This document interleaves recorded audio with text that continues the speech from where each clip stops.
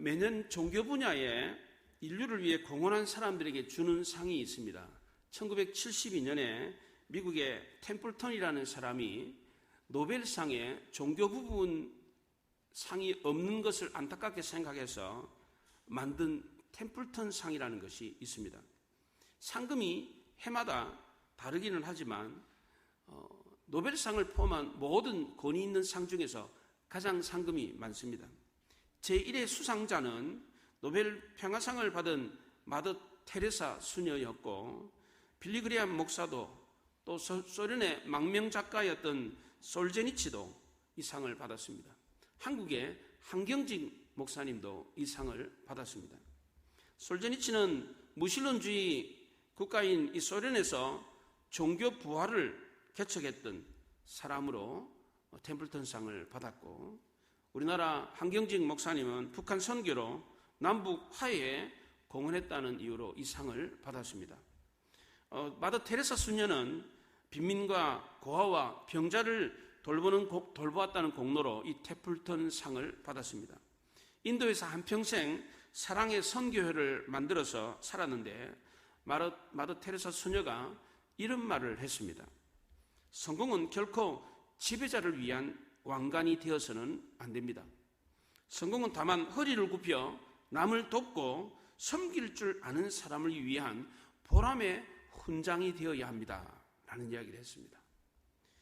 이 말은 전 세계 모든 사람들의 머리를 숙이게 하는 위대한 말이었습니다. 그녀가 남긴 이 말의 핵심은 성공의 영광은 섬기고 봉사하는 사람들에게 주어야 한다는 것입니다. 마더 테레사 수녀는 섬기고 봉사하는 삶이 가장 아름다운 성공적인 삶이다라고 했습니다. 그런데 요즘은 섬기고 봉사하는 것보다는 이런 섬김과 수고를 받으면서 살려고 하는 사람들이 많아지고 있습니다. 우리나라도 이제는 복지국가가 돼가지고 일하지 않아도 먹고 사는 나라가 될 수가 있습니다. 그러다 보니까 우리 주변에 일하지 않고 남의 도움만 받으면서 살려고 하는 사람들이 많아지고 있습니다. 힘들고 어려운 일은 남들에게 맡기고 자기는 편안하게 인생을 살려고 하는 사람들이 많아지고 있습니다. 요즘 사람들은 지극히 현실적이고 이해타산적입니다. 내가 얼마를 투자했으면 얼마를 얻을 수 있는가, 이 저울질을 합니다. 남을 위해서 섬기고 봉사하고 헌신하는 삶을 성공적인 삶이라고 생각하지 않습니다. 자기를 위해서 유익과 행복을 극대화시키는 삶이 성공적인 삶이라고 생각합니다. 성공의 기준이 남의 유익과 행복이 아니라 나의 유익과 행복입니다. 나에게 얼마나 유익이 되었는가, 내가 얼마나 행복한가, 이것이 성공의 기준이 되었습니다. 이런 사회적인 분위기 속에서 남을 위해서 헌신하고 섬기고 봉사하다가 이름도 없이 빚도 없이 살다 간 사람들을 누가 기억해 줍니까? 누가 이렇게 살려고 합니까? 과거보다 훨씬 더 이런 사람들이 줄어들고 있습니다. 그래서 우리 사회가 과거보다 훨씬 더 각박해져 가고 있습니다. 점점 더 인정이 없고 삭막해지다 보니까 장례식장이나 결혼식장에도 분위기가 예전 같지 않습니다. 과거에는 장례식장, 결혼식장에 사람들이 엄청 많았습니다. 그랬잖아요. 물론 대가족이다 보니까 가족 형제들이 많아서 그렇다고 하지만 꼭 그런 것만은 아니었습니다. 물론 코로나 영향도 있다고 하지만 그것도 그렇게 큰 것이 아닙니다. 과거에는 어느 집이나 정말 장례식장, 결혼식장 시끌벅적했습니다. 정말 잔치였습니다. 그런데 지금은 그렇지가 않습니다. 남들 보기에도 민망할 정도로 썰렁한 집들이 많습니다. 남의 아픔을 공감해 줄 수 있는 따뜻한 마음도 많이 식었고, 남의 기쁨도 함께 기뻐해 주지 못할 정도로 마음의 여유들이 없습니다. 가족 간의 유대도 예전 같지 않습니다. 옛날에는 사돈의 팔촌까지 가까이 지냈습니다. 그래서 사돈의 팔촌이라는 말이 있잖아요. 사돈의 팔촌까지. 그런 사람들까지 가까이 지내고 인사하고 그렇게 친족처럼 지냈어요. 근데 지금은 사촌지간에도 교류가 없습니다. 누가 사촌인지 이름도 제대로 몰라요. 아버지의 형제가 삼촌이잖아요. 그리고 삼촌의 자녀들이 나랑은 사촌이잖아요. 그 사촌들 이름도 몰라요, 제대로. 삼촌과도 교류를 하지 않습니다. 심지어 피를 나눈 이촌지간, 형제 사이에도, 형제 자매들 사이에도 교류를 하지 않고 있고요. 일촌지간인 아버지와 자식 간에도 교류가 없는 경우가 있어요. 오늘날은 자기만 생각하는 개인주의로 가고 있습니다. 그러다 보니까 철저한 고립주의에 빠져들고 있습니다.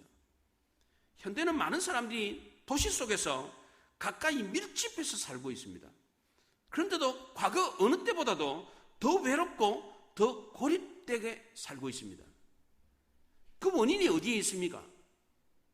남을 위해서 살기보다는 철저하게 자기만을 위해서 살기 때문입니다. 유대감을 갖고 공동체 속에서 살기보다는 개인의 삶을 중시하는 개인주의를 더 선호하기 때문입니다. 그 결과로 과거보다 정신질환자들이 훨씬 더 많아지고 있습니다. 지금은 과거보다 물질적으로는 더 풍요로워졌고 정신적으로는 더 궁핍해졌습니다. 물질적으로 잘 사는데 왜 정신적으로 문제가 더 많습니까? 그 이유는 사람과 유대가 없이 철저하게 자기중심적으로 고립되어져서 외롭게 살기 때문입니다. 남을 위해서 살지 않고 자기만을 위해서 살면 이해타선적으로 생각해 봤을 때는 내가 가진 것을 남에게 나눠주지 않으니까, 내가 가진 에너지와 열정을 남에게 주지 않으니까, 나를 위해서만 쓰니까, 나만을 위해서 쓰니까 더 풍요롭고 더 잘 살아야 되잖아요. 계산적으로 그렇잖아요. 그런데 결과적으로는 그렇지가 않습니다. 정반대입니다. 오히려 더 궁핍하고 더 각박하고 더 외롭게 살게 됩니다. 인생을 이렇게 살다 간 사람들은 아무도 기억해 주지 않습니다. 자기도 남을 기억해 주지 않기 때문에 남들도 자기를 기억해 주지 않습니다. 남의 유익과 행복은 생각하지 않고 오로지 자기의 유익과 행복만 추구하면서 사는 사람은 계산적으로는 더 잘 살아야 됩니다. 자기의 유익, 자기의 행복만을 위해서 사니까, 남에게 나눠주지 않으니까, 그러면 자기가 더 잘 살아야 되잖아요. 더 자기가 유익하게, 더 행복하게 살아야 되잖아요. 그런데 그렇지 않다는 겁니다. 힘들고 어려운 일은 남에게 맡기고 자기는 편안하게 살고 싶어하는 사람은 더 행복해야 되는데, 자기는 어려운 일 하지 않고 편한 일만 하고 남들이 어려운 일을 하니까 자기는 더 행복해야 되는데 결과적으로는 그렇지 않다는 겁니다. 오늘 본문에 힘든 일은 남에게 맡기고 자기는 유익만 얻으려고 하는 사람들의 이야기가 나옵니다. 그 첫 번째가 바로 에브라임 사람들입니다. 미디안이 이스라엘을 공격해 왔을 때 기드온과 그의 300용사가 나가서 싸웠습니다. 그 당시 미디안은 13만 5천 명의 대군이었습니다. 이스라엘은 고작 300명 뿐이었습니다. 누가 이스라엘이 이 전쟁에서 이길 거라고 생각이나 했겠습니까? 그런데 전혀 생각지도 못한 결과가 나타났습니다. 기드온의 300용사가 13만 5천 명의 대군을 무찌르고 대승을 거두었습니다. 300명의 군사들이 밤중에 횃불을 들고 가가지고 횃불을 깨고, 그 횃불을 담은 그 항아리를 깨고 소리를 확 질렀더니 그 미디안 진영 사람들이 밤에 자다가 일어나가지고 적이 쳐들어온 줄 알고 겁이 나가지고 보이는 족족 칼을 휘둘러가 서로 막 죽고 죽이는 전쟁이 벌어졌어요. 눈에 뵈는 게 없으니까 앞에 누가 막 사람이 보이기만 해도 겁이 나가지고 막 칼을 휘둘렀어요. 그래서 거의 전멸하다시피 패하고 말았습니다. 기드온이 에브라임 지파에게 사자를 보내서 잔당들이 지금 도망가고 있는데 요단강을 건너서 도망가지 못하도록 요단강 수로를 점령하라 라고 지시를 내렸습니다. 에브라임 지파는 전쟁에 참여하지 않았지만 기드온의 300용사가 13만 5천 명의 대군을 무찔렀다는 소식을 듣고 뒤늦게 전쟁에 참전했습니다. 기드온이 지시한 대로 요단강 수로를 점령하고 미디안의 이 잔당들을 제거했습니다. 그리고 미디안의 두 방배 오렙과 스엡을 사로잡아서 죽이고 미디안을 추격해서 두 척장의 머리를 잘라가지고 기드온에게 가져왔습니다. 그리고 에브라임 사람들이 기드온에게 하는 말이, 왜 미디안과 전쟁을 할 때에 진작 우리를 왜 부르지 않았느냐? 이렇게 시비를 걸었습니다. 우리를 불렀더라면 우리가 전쟁에서 더 큰 전공을 거뒀을 텐데 왜 이렇게 늦게 불러가지고 고작 요거밖에 전공을 거두지 못하게 했느냐? 불만을 토로했습니다. 사실 에브라임 사람들이 싸워서 이긴 것은 자기네들이 힘이 좋아서 이긴 게 아닙니다. 미디안 군사들은 이미 전쟁에서 패하고 싸울 의욕을 잃고 도망가는 중이었습니다. 근데 에브라임 사람들은 뒤늦게 전쟁에 참여해서 그것도 어려운 전쟁도 아닌 이삭 죽기 전쟁을 했어요. 도망가는 사람 뒤에서 등쳐가지고 죽이는 이런 전쟁을 했어요. 그래놓고 큰 소리를 쳤습니다. 별로 힘든 일도 하지 않고서는 엄청 생색을 냈어요. 왜 기드온이 그렇게 자기네들을 전쟁에 데려가지 않았는지 그 이유도 묻질 않았습니다. 사실 기드온은 전쟁에 누구는 데려가고 누구를 안 데려가고 이거는 기드온이 결정한 게 아닙니다. 하나님이 그랬잖아요. 하나님이 다 돌려보내라. 3만 명 정도가 왔는데 그 많다. 다 돌려보내고 300명만 데리고 가라. 하나님이 지시한 겁니다. 그러니까 기드온은 하나님이 시킨 대로 했을 뿐입니다. 그런데 에브라임 사람들은 막무가내였습니다. 과거 7년 동안 미디안의 압제를 당해가지고 산골짜기와 토굴에서 숨어 살 때는 누구 하나 용감하게 싸우려고 하는 사람이 없다가 이제 와서 전쟁이 다 끝난 마당에 나와가지고 싸우겠다고 합니다. 그동안 도대체 뭘 하고 있다가 이제 뒤늦게 나타나가지고 싸우겠다고 생색을 냅니까? 정작 용기를 내어 싸울 때는 숨어 있다가 이제 와서 다 이긴 전쟁에서 이삭 죽기 전쟁을 하고서는 마치 대단한 일을 한 것처럼 으스대는 모습이 참 꼴불견이지 않습니까? 에브라임 사람들은 많은 피를 흘리고 희생을 한 것도 아니면서 대로 큰 소리를 쳤습니다. 1절 하반절에 이 일로 인하여 기드온과 크게 다투었다 그랬습니다. 여기 크게 다투었다라는 말은 담대하게 용감하게 싸웠다라는 뜻입니다. 정작 미디안과 담대하게 용감하게 싸워야 될 때는 두려워 떨면서 싸우지 않고 있다가 싸움이 다 끝나고 도망가는 마당에 나와가지고 용감하게 담대하게 싸우는데 그것도 적들과 싸운 게 아니고 지금 누구라고 싸웁니까? 동족인 기드온하고 담대하게 용감하게 대들어가지고 싸웠습니다. 미디안 앞에서는 고양이 앞에 쥐처럼 그렇게 두려워 떨더니 정작 싸울 용기가 있다면서 그 용기를 가지고 적과 싸우지 않고 동족하고 대들어가지고 싸우고 있어요. 정말 용감하게 싸운 사람들이 누굽니까? 300명 가지고 13만 5천 명과 싸운 사람들입니다.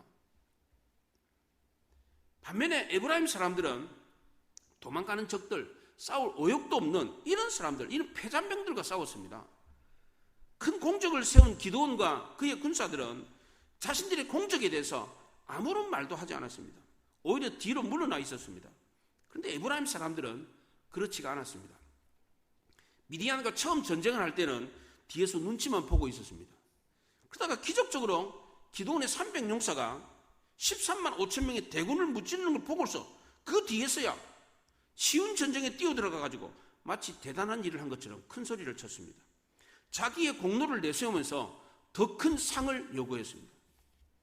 기드온은 이번 전쟁에서 누가 큰 전공을 세웠는지 다 알고 있었습니다.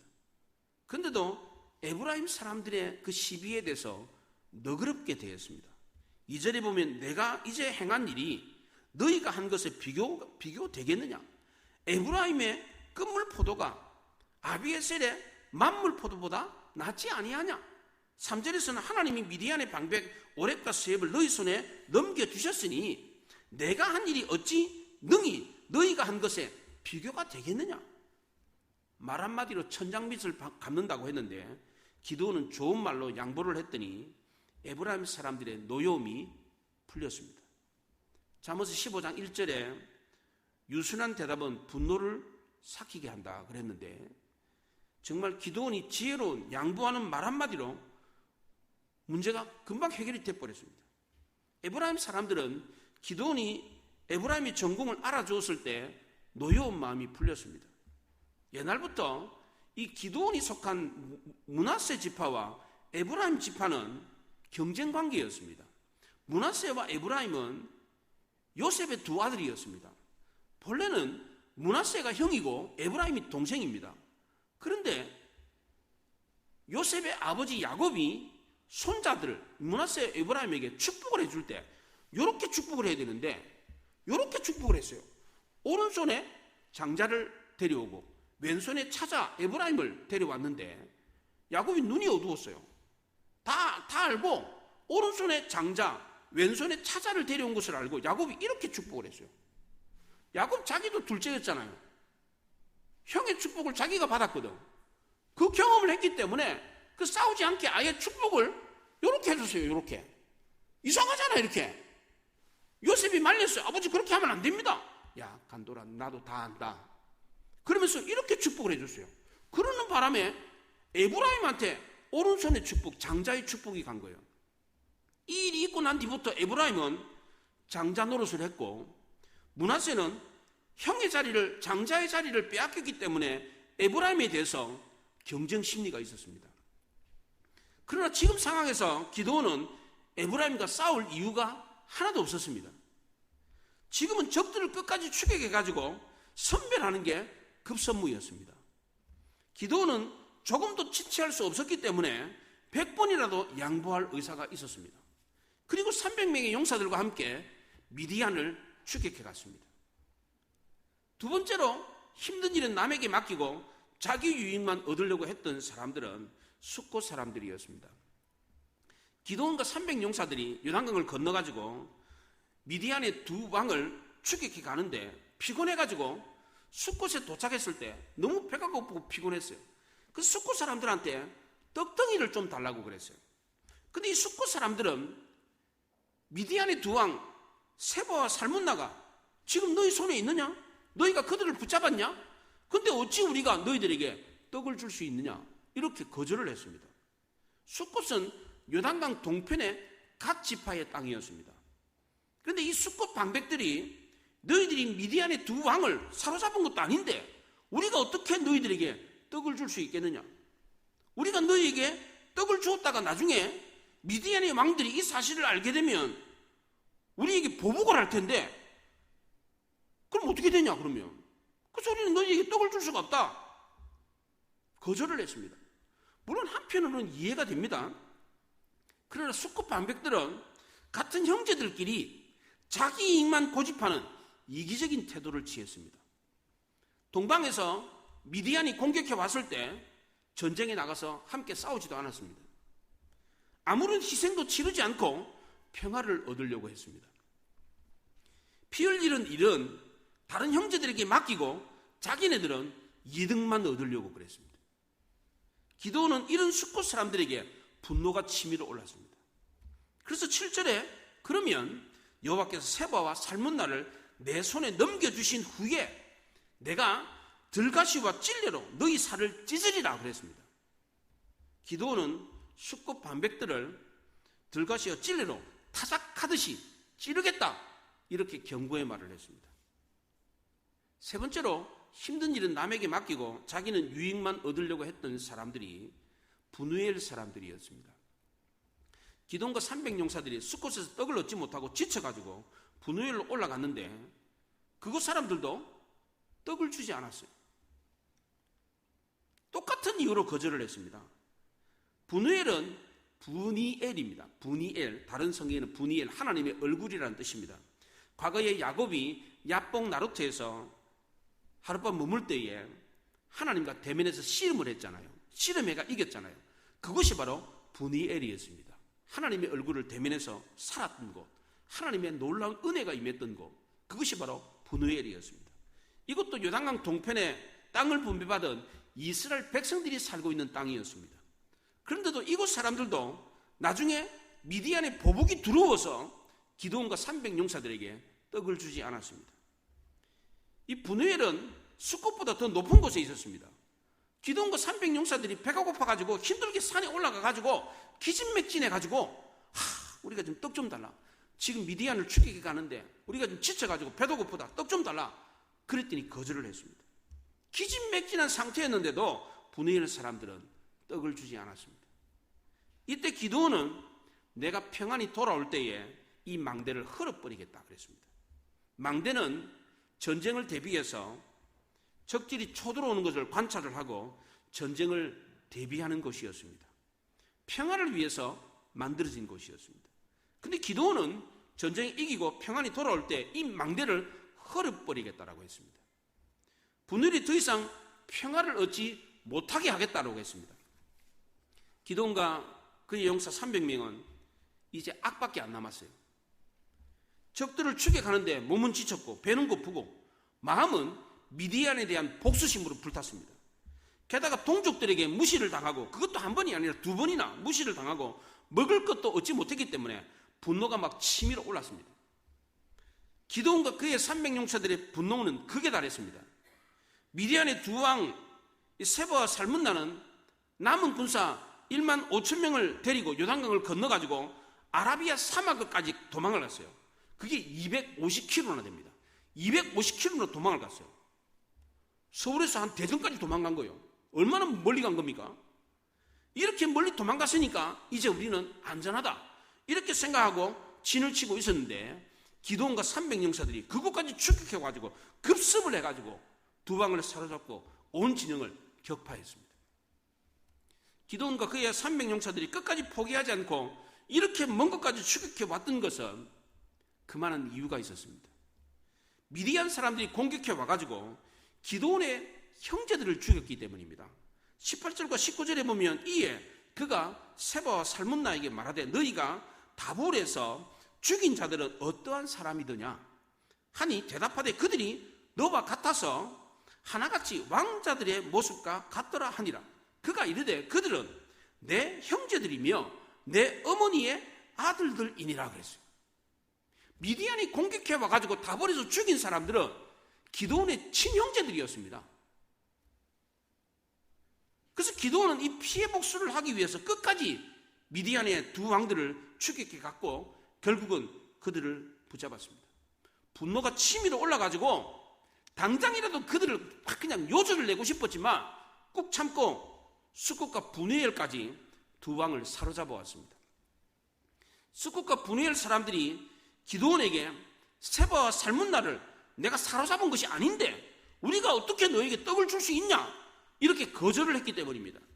기드온은 세바와 살문나를 수콧과 분회엘까지 살은 채로 사로잡아 가지고 수콧과 분회엘 사람들이 보는 앞에서 죽여버렸습니다. 그럼 피해 복수가 끝난 것 아닙니까? 그런데 기드온은 여기서 끝내지 않았습니다. 수콧과 분회엘 사람들에게 당했던 무시와 거절에 대해서 징벌하겠다라고 했는데 그 말대로 징벌을 했습니다. 7절에 들가시와 찔레로 수컷 방백들의 살을 찢으리라고 했는데 그대로 징벌을 했습니다. 9절에 평안이 돌아올 때에 분노일에 망대를 헐겠다고 했는데 망대를 헐고 성읍 사람들을 죽여버렸습니다. 기드온은 아무런 희생도 치르지 않고 평화를 얻으려고 했던 이 사람들에게 평화가 아니라 죽음을 안겨주었습니다. 기드온이 앞에서 에브라임 사람들이 왜 우리를 전쟁에 데려가지 않았느냐 시비를 걸었을 때는 에브라임 사람들에게 대해서 어떻게 되었습니까? 너그럽게 되었습니다. 양보를 했습니다. 그런데 수콧과 분회엘 사람들이 떡을 주지 않았을 때 아주 가혹하게 징벌을 했습니다. 왜 이렇게 다르게 대한 겁니까? 그 이유가 무엇입니까? 기드온은 에브라임 사람들처럼 강하게 나오는 사람에게는 저자세로 대응하고 수콧과 분회엘 사람들처럼 약한 사람들에게는 고자세로 대응한 것처럼 보입니다.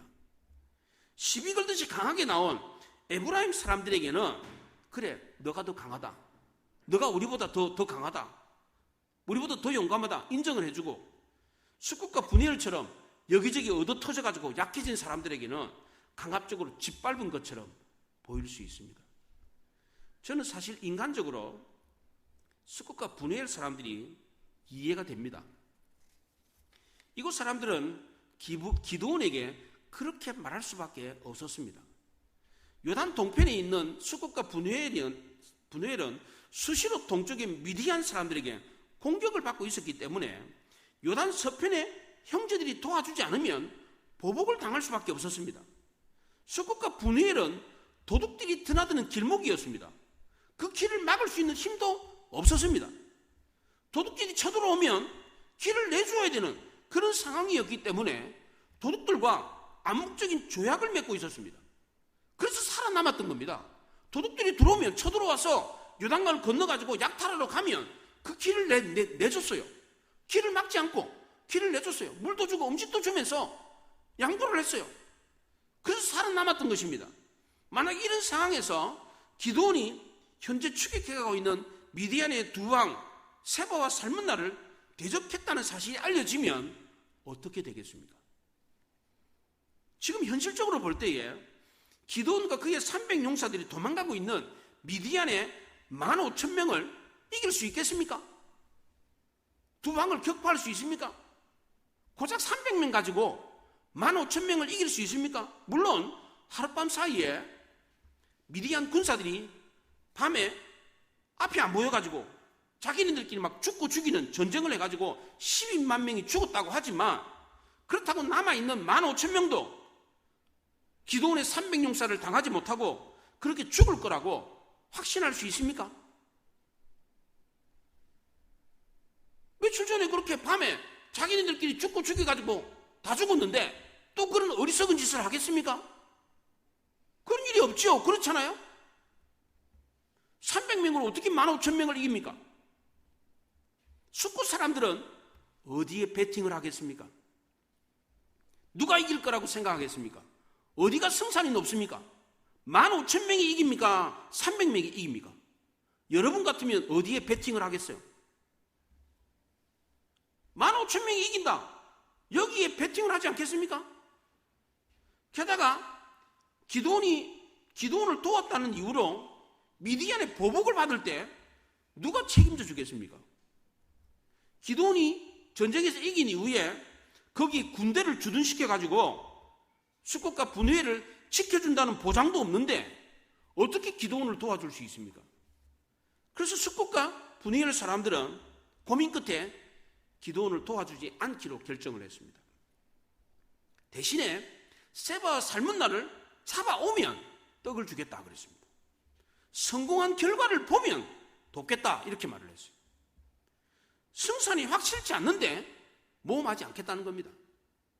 이것은 전형적인 세상 사람들의 모습입니다. 굉장히 이성적이고 합리적이지 않습니까? 그렇잖아요. 안 그래요? 누구 편에 들어야 돼요? 누구 편에? 이기는 사람 편 들어야 되잖아요. 당연한 처세술 아닙니까?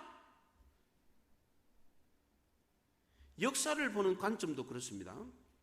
역사가들은 실증주의적인 관점에서 역사를 봅니다. 실제로 증명된 것만 역사를 봅니다.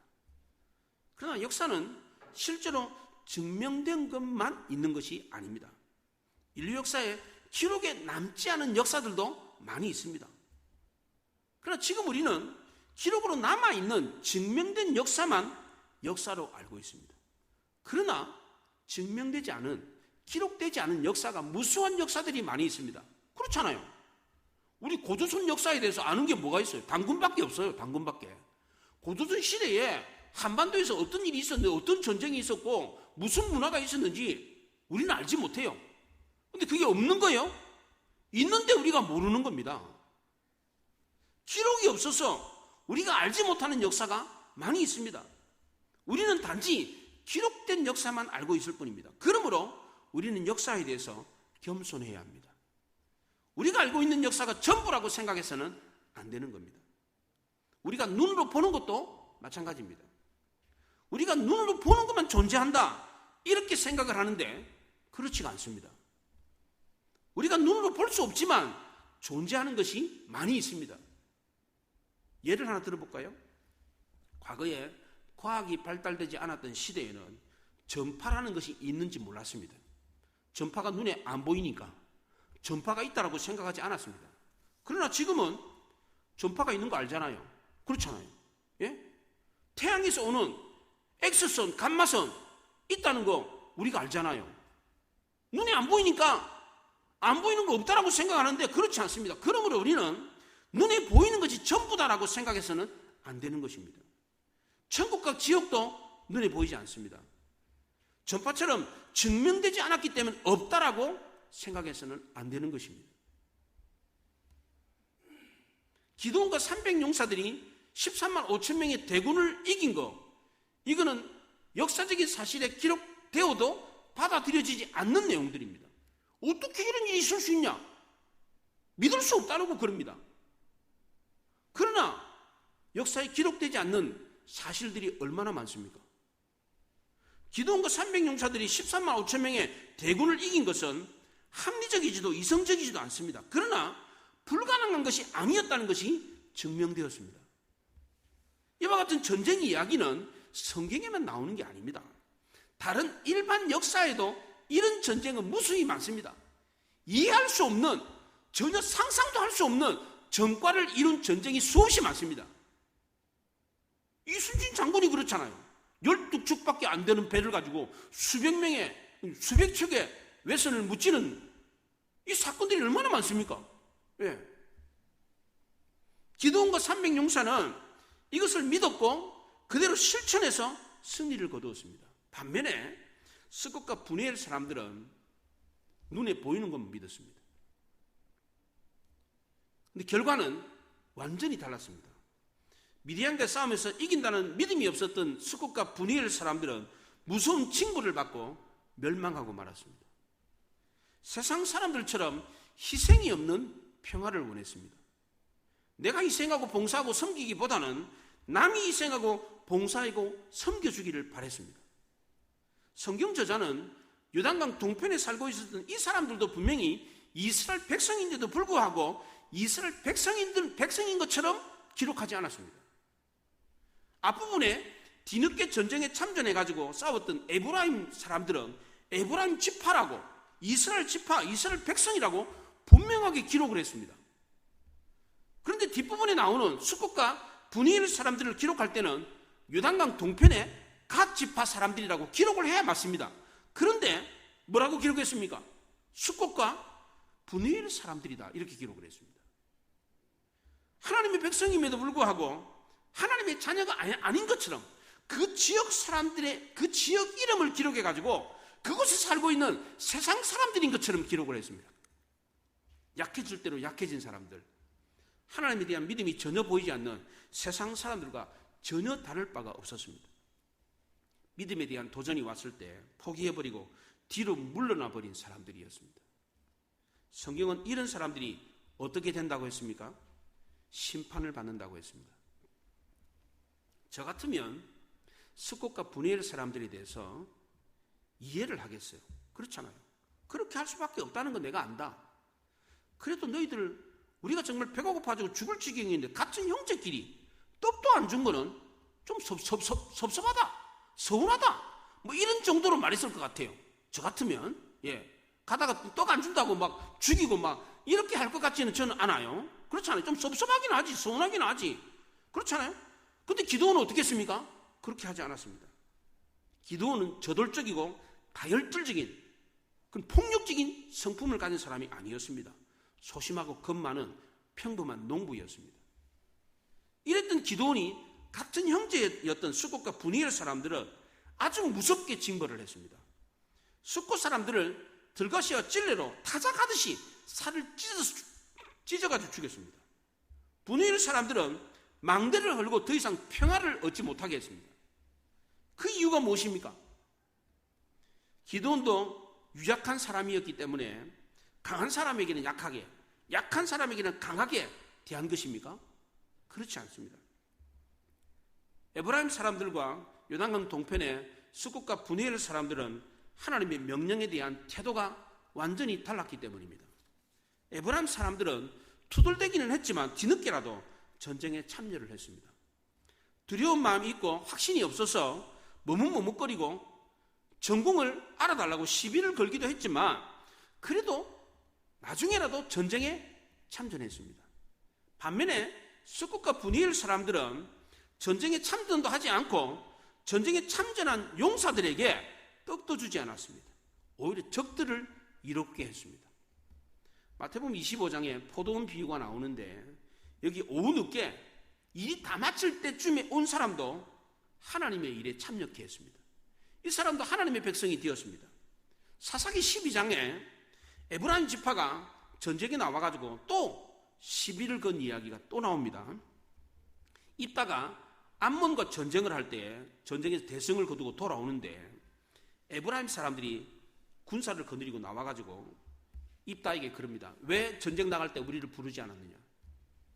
왜 우리를 부르지 않아가지고 그 전공을 세우지 못하게 했느냐? 시비를 걸었습니다. 이때 입다가 기드온처럼 그래 너희들 전공이 크다 그러면서 공을 인정해주고 상을 줬습니까? 그렇지 않습니다. 입다가 시비를 거는 에브라임 사람들 42,000명을 죽여버렸습니다. 완전히 달랐어요. 왜 그랬습니까? 이번에는 에브라임 사람들이 전쟁에 참여도 하지 않고 전리품을 요구했기 때문입니다. 만약 이때도 에브라임 사람들이 전쟁에 참전하고 입다에게 전리품을 더 달라고 요구했더라면 입다가 그렇게까지는 하지 않았을 겁니다. 제 주위에 목사님들이 굉장히 많잖아요. 제 동기들이 600명 동기들이 있어요.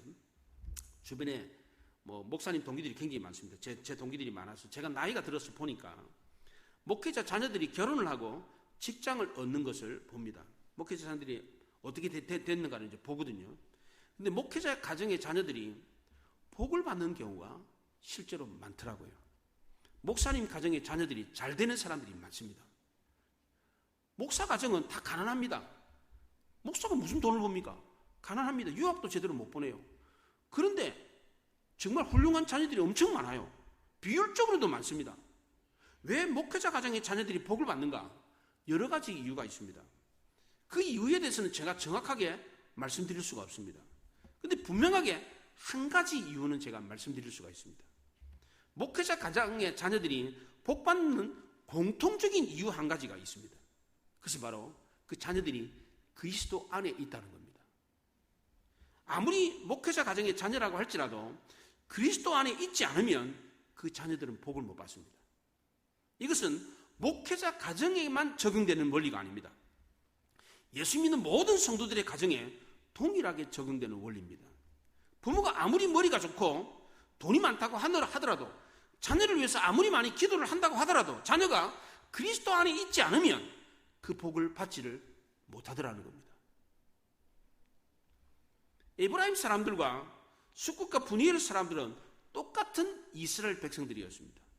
그런데 왜 누구는 복을 받고 왜 누구는 저주를 받고 징계를 받습니까? 하나님을 믿고 하나님 안에서 하나님의 백성으로 살았느냐 살지 않았느냐의 차이 때문입니다. 이거는 엄청난 차이입니다. 또 하나 중요한 사실은 하나님이 우리에게 주시는 복을 계속적으로 받는 원리를 알아야 된다는 겁니다. 기드온이 미디안과 싸워서 이겼는데 이 승리를 계속적으로 이어가지를 못했습니다. 기드온은 승리를 계속적으로 이어가는 방법을 알지를 못했습니다. 미디안과 전쟁에 이겼을 때 이스라엘 백성들이 기드온에게 당신과 당신의 자녀와 당신의 손자가 우리를 다스리십시오 라고 했더니 기드온이 아니다. 여호와께서 너희를 다스리시라 이렇게 말을 했습니다. 말은 그렇게 해놓고 전쟁이 끝난 뒤에 기드온이 이스라엘 백성들에게 금 귀고리를 가져오라 그랬어요. 그 금 귀고리를 금덩어리를 금 조각들을 가져오고 녹여가지고 금으로 에봇을 만들었어요. 에봇 옷을 만들었어요. 금으로 옷을 만들었어요. 그랬더니 이스라엘 사람들이 이 에봇을 음란한 우상처럼 숭배를 했습니다. 기드온의 집에는 문전성시를 이루면서 사람들이 돈을 갖다 바치면서 그 에봇에게 소원을 빌었어요. 비나이다 비나이다 복을 주소서. 이뿐만이 아니었습니다. 기드온은 미디안의 두 왕 세바와 살문나가 타던 그 낙타의 목에 있던 초승달 이 장식을 떼어가지고 가지고 왔어요. 그 초승달 장식이 우상이었습니다. 왜 기드온은 하나님이 제일 싫어하는 우상 숭배를 했습니까? 자기 소견에 옳은 대로 행했기 때문입니다. 사사시대는 하나님의 말씀이 없는 암흑기였습니다.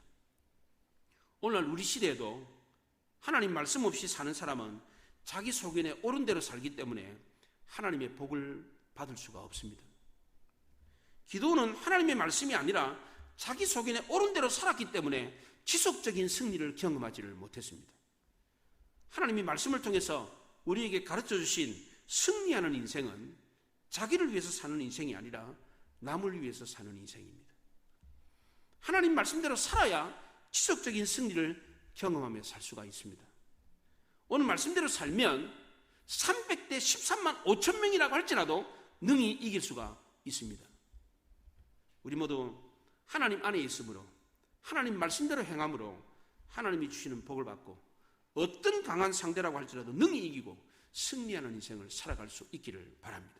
세상 사람들이 알지 못하는 크고 놀라운 복을 받아 누리는 우리 모두가 될 수 있기를 바랍니다.